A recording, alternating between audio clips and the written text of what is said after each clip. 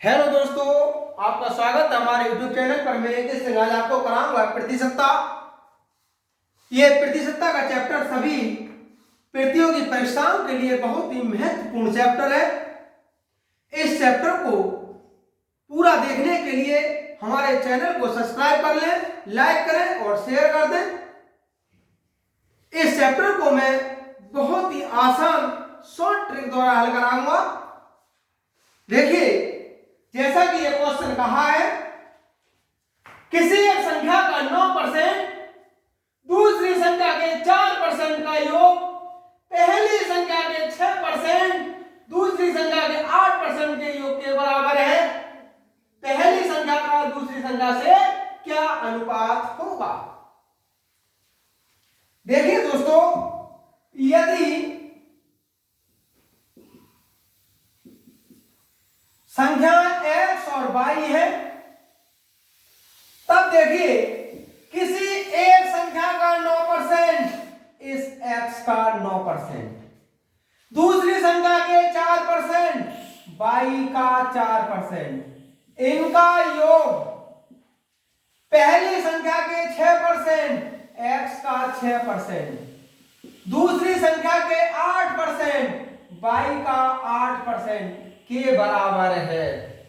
तो ये दोस्तों ये होगा 9x प्लस 4y, ये होगा 6x प्लस 8y। x के पद एक तरफ कर लीजिए, 9x minus 6x, 8y minus 4y।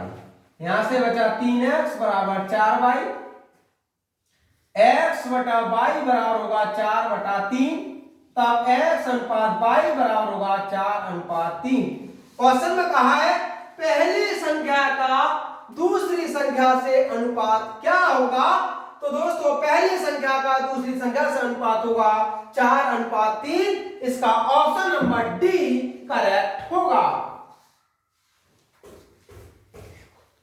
Next question है दोस्तों, एक परीक्षा में किसी संख्या के 4/5 गुने तथा उसे 2/3 गुने को जोड़ना था, लेकिन एक छात्र ने गलती से उस संख्या के 5/4 गुने और 3/2 गुने को जोड़ दिया। इस परिकलन में कितने परसेंट की त्रुटि हुई? देखिए, इसका सही योग क्या था? सही योग रहता अगर वो 4/5 और 2/3 को जोड़ता। ये होगा 12 प्लस 10/15 अर्थात 22/15। वास्तव में इसका सही योग दोस्तों 22/15 होना चाहिए था, लेकिन उसने क्या किया, जो गलती की और उस गलती से 4/5 को तो 5/4 कह दिया और 2/3 को 3/2 कह दिया। ये हुआ 10 प्लस 12/8 अर्थात 22/8, और गलती से उसने इन दोनों को जोड़ दिया तो ये 22/8 गुना बैठा। अब कहा परिकलन में कितने परसेंट की त्रुटि हुई? तो प्रतिशत त्रुटि ये रहेगा, जो गलत योग आया है वो सही 22/15 आना चाहिए था बटा 22/15 और गुणा हो जाएगा 100। यहां से 22 कॉमन लिया, ये होगा 15 माइनस 8 बटा 120 गुणा 100 और ये नीचे होगा 22/15। देखिए दोस्तों, यहां से 7 बचा, 120 15 ये गुणा 100, 15 8 120, 7 100/8। इसका भाग कर लीजिए, 8 8 64, 6 बचा, 8 7 56 और 8 5 40। क्वेश्चन ने कहा है परिकलन में त्रुटि प्रतिशत कितनी है? तो दोस्तों इस सवाल के परिकलन में 87.5% की त्रुटि है। समीर अपनी मासिक आय का 40% भोजन पर और शेष राशि का 1/3 कपड़ा पर खर्च करता है।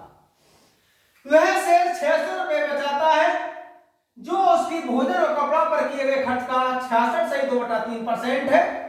उसकी मासिक आय क्या थी? तो दोस्तों, यदि मासिक आय 100 रुपये है, अगर मासिक आय 100 रुपये है, समीर अपनी मासिक आय का 40% भोजन पर, तो दोस्तों भोजन पर खर्च कितना होगा? भोजन पर खर्च होगा 40 रुपये, क्योंकि मासिक आय का 40% खर्च करता है। शेष राशि का 1/3, तो दोस्तों शेष कितनी राशि बची? 100 में से 40 कम किया, शेष बचा 60 रुपया। इस 60 का 1/3 कपड़ा पर खर्च करता है, तो कपड़े पर खर्च कितना होगा? इसका 1/3 20 रुपये। अब वह शेष 600 रुपये बचाता है। दोस्तों बचत कितनी होगी इसकी? देखिएगा, 100 रुपये मासिक आय, 40 रुपये भोजन पर खर्च कर लेता है, शेष राशि 60 बची, कपड़ा पर 20 रुपये खर्च कर लेता है, तो 40 ये खर्च, 20 ये खर्च, 100 रुपये थे, ये हो जाएगा 100 - 40 + 20 अर्थात 40। इसका मतलब हुआ कि वो 40 रुपये का बचत करता है। अब उसने कहा वह 600 रुपये बचा लेता है, तो ये बताओ उसकी मासिक आय कितनी होगी? तो अभिष्ट आय बचत 40, जबकि बचाता है वो 600 रुपये, ये होगा 600 × 40/100।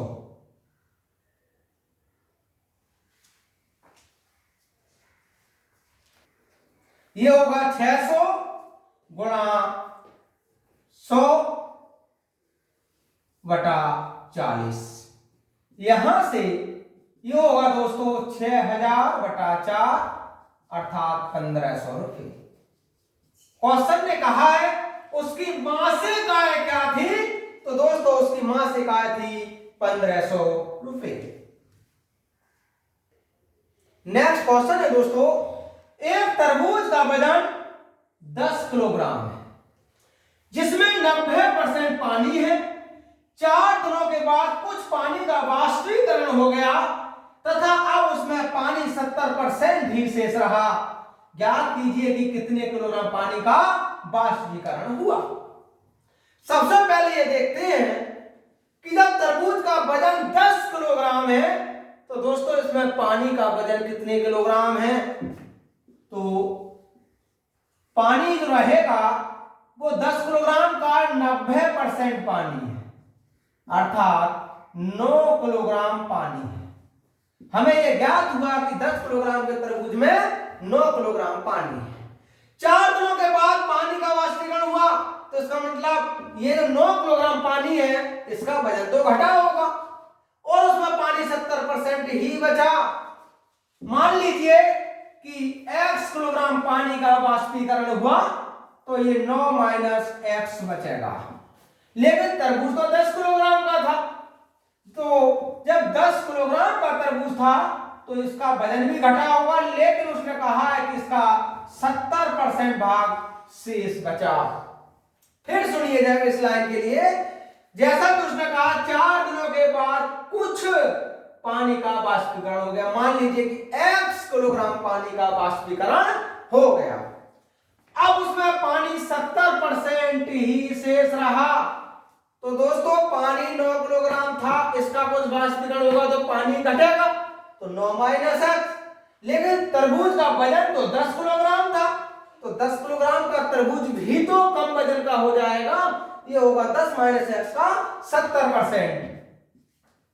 ये हुआ 10, 9 - x = 7 और 10 - x। 90 - 10x, 70 - 7x। ये होगा 90 माइनस 70 माइनस 7x प्लस के 10x। यहां से बचा ये 20 और ये बचेगा 3x। x बराबर होगा 6 सही 2/3 किलोग्राम। क्वेश्चन ने कहा है बताइए कितने किलोग्राम पानी का वाष्पीकरण हुआ। तो दोस्तों 6 सही 2/3 किलोग्राम पानी का वाष्पीकरण हुआ। इसका ऑप्शन नंबर डी करेक्ट होगा। नेक्स्ट क्वेश्चन है दोस्तों, किसी देश में व्यक्तियों की आय पर 20% टैक्स देना पड़ता है। यदि आप 25% से बढ़ जाए तो टैक्स दर 140% हो जाता है। ज्ञात कीजिए कि टैक्स के रूप में वसूल की गई राशि में कितने प्रतिशत की वृद्धि होती है। तो अगर मान लीजिए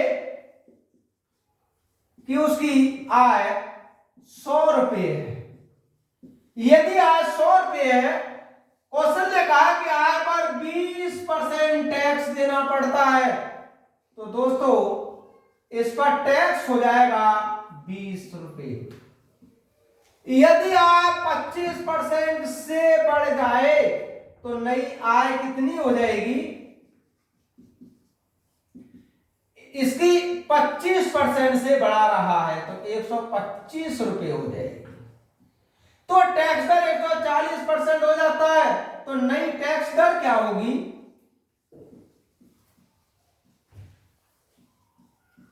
पहले टैक्स दर 20% थी लेकिन अब 140% से बढ़ा, ये टैक्स दर हो जाएगी 28%। अब नया टैक्स दर 28% हुआ, नई आय 125 रुपये है, तो नया टैक्स कितना होगा, तो ये होगा दोस्तों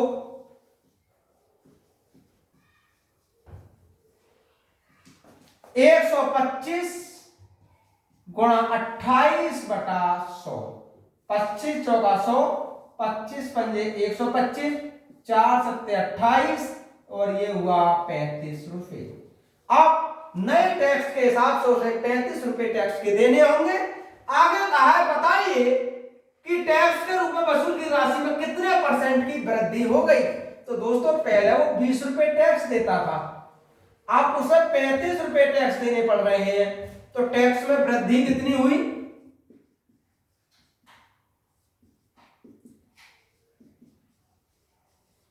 टैक्स में वृद्धि हुई 35 माइनस 20 अर्थात 15 रुपए। उसने कहा कितने प्रतिशत की हुई, तो वृद्धि प्रतिशत ये रहेगा 15। पहले टैक्स था 20 रुपए और गुणा 100, 20 पंजे 100 और 15 पंजे 75।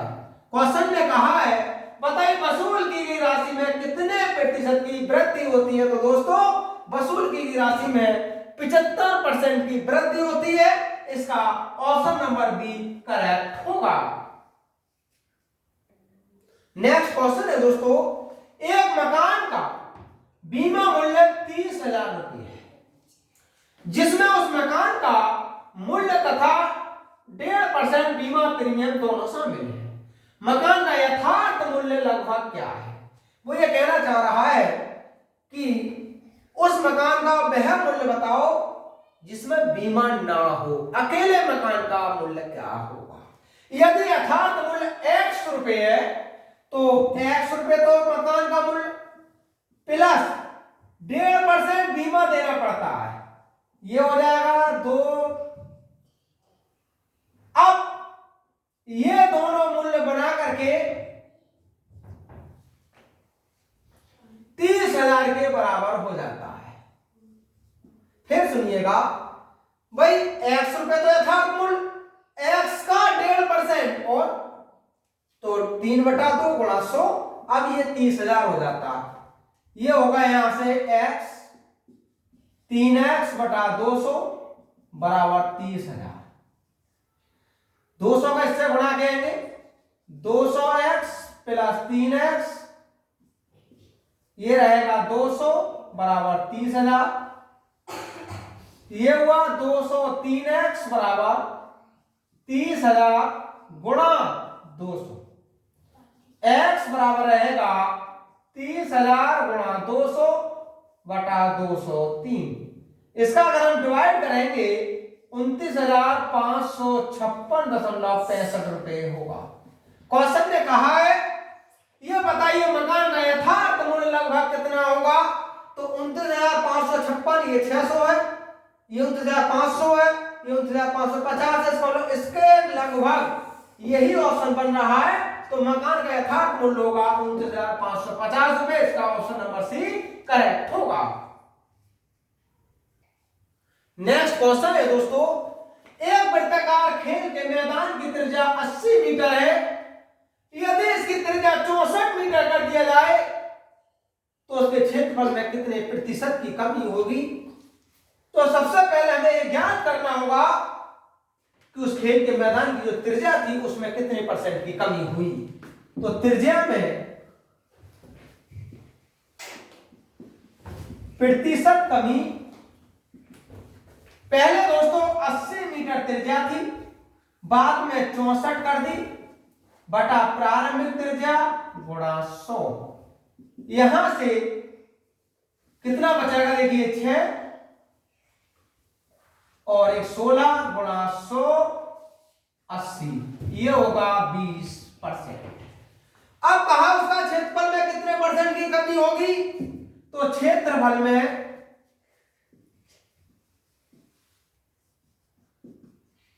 कमी प्रतिशत रहेगी 20। जब ये कमी हो रही है तो माइनस रहेगा। देखिएगा 20 गुणा 20 बटा 100, ये हो जाएगा 40 और यहां से होगा 4, ये हुआ 36%। अब ये माइनस का 36 का मतलब हुआ कि क्षेत्रफल में कमी हो रही है। उसने कहा उसके क्षेत्रफल में कितने परसेंट की कमी हुई। तो दोस्तों उसके क्षेत्रफल में 36% की कमी हुई। इसका ऑप्शन नंबर ए करेक्ट होगा।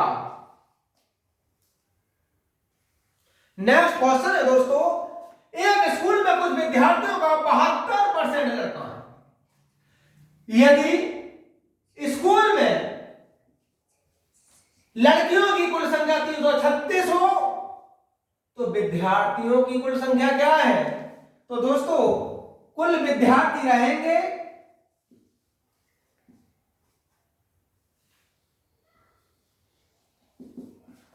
336 गुणा 100।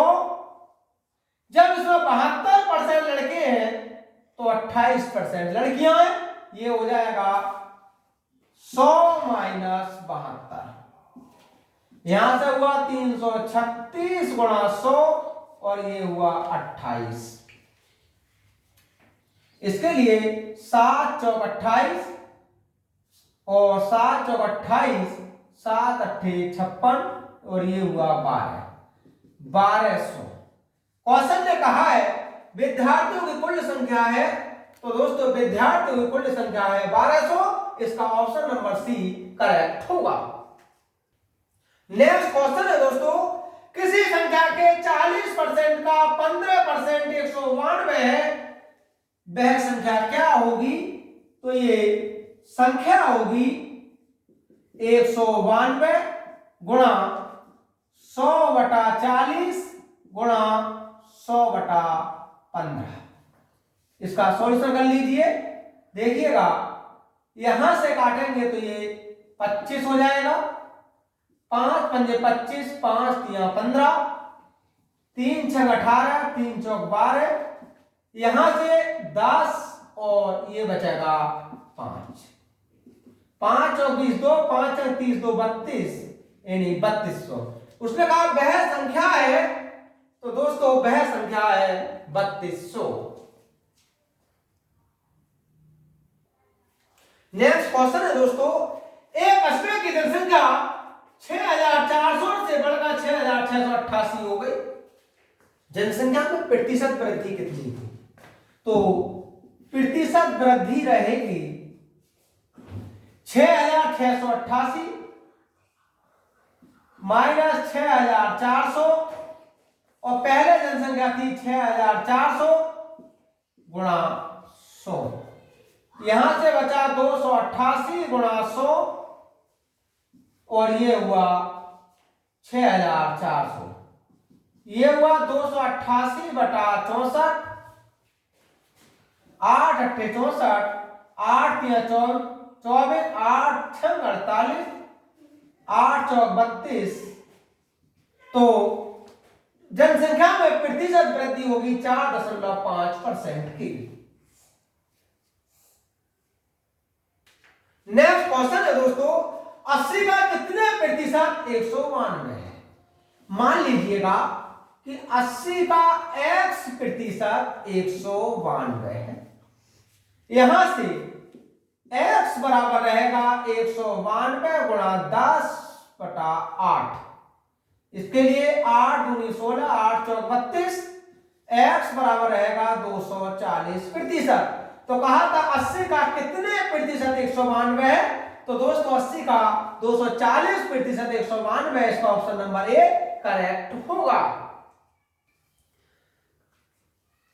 देखिए दोस्तों, अगर प्रतिशतता से संबंधित किसी भी प्रतियोगी परीक्षा का कोई भी सेट लें आप और उससे हल करें, तथा अगर इससे संबंधित किसी भी क्वेश्चन में कोई भी प्रॉब्लम्स आती है तो उसे कमेंट करें, तथा हमारी वीडियोज को लगातार देखने के लिए हमारे चैनल को सब्सक्राइब कर लें, लाइक करें और शेयर करें।